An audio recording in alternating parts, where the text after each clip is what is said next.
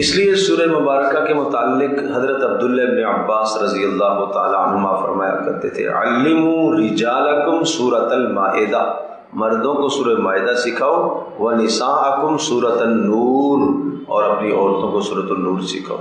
مائدہ آپ سن چکے ہو، اس میں احکام ہیں مردوں سے متعلقہ۔ اور علموا رجالکم سورۃ المائدہ ونساءکم سورۃ النور، عورتوں کو سورۃ النور سکھاؤ۔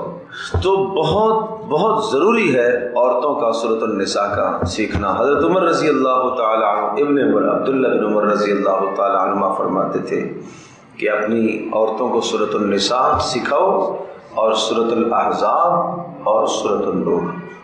انہوں نے 3 صورتوں کا انتخاب کی، عورتوں کا نصاب بتایا ہے کہ یہ عورت کا نصاب ہے سورۃ النساء، سورہ احزاب، سورہ نور۔ حضرت عبداللہ بن عمر رضی اللہ تعالی عنہما، انہوں نے عورت کا یہ نصاب بتایا۔